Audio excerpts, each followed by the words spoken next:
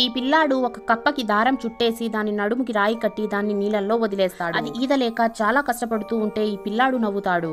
ఆ తర్వాత నీళ్ళల్లో నుంచి ఒక చేపని తీసి దానికి కూడా దారం కట్టి నడుముకి రాయి వేసి నీళ్ళల్లో వదిలేస్తాడు. అది కూడా నీళ్ళల్లో ఈదడానికి కష్టపడుతూ ఉంటే ఈ పిల్లాడికి కొంచెం కూడా బాధ వేయదు. ఇతను నవ్వుతూనే ఉంటాడు. ఈ పిల్లాడు ఇంతతో ఆగకుండా ఒక పాముని పట్టుకొని దానికి కూడా దారాన్ని మరియు రాయిని కట్టి వదిలేస్తాడు. దాంతో ఆ పాము వెళ్ళలేకపోతుంది. అది చూసిన ఈ పిల్లాడు నవ్వుతాడు. ఇదంతా పైనుంచి పిల్లాడి గురువు చూసేస్తాడు. ఈ పిల్లాడు రాత్రిపూట నిద్రపోతూ ఉంటే అతని నడుముకి ఒక పెద్ద రాయిని కట్టేస్తాడు. దాంతో పిల్లాడు తెల్లవారగానే లేసి ఆ రాయితో గురువు దగ్గరికి వచ్చి ఏడ్చుకుంటూ ఈ రాయిని తీసేయండి అని అంటాడు. దానికి ఆ గురువు పిల్లాడితో మరి నువ్వు నిన్న రాయి కట్టిన జంతువుల పరిస్థితి ఏంటి అని చెప్పగానే ఆ పిల్లాడికి అంతా అర్థమయ్యి వెంటనే నిన్న వెళ్లిన ప్లేస్ కి వెళ్తాడు.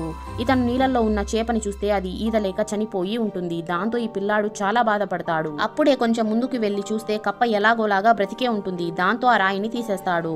ఆ తరువాత ఆ పాము దగ్గరికి వెళ్లి చూస్తే ఆ పాము వెళ్ళలేక అక్కడే ఉండడంతో ఒక గ్రద్ద వచ్చి దాన్ని చంపేసి ఉంటుంది.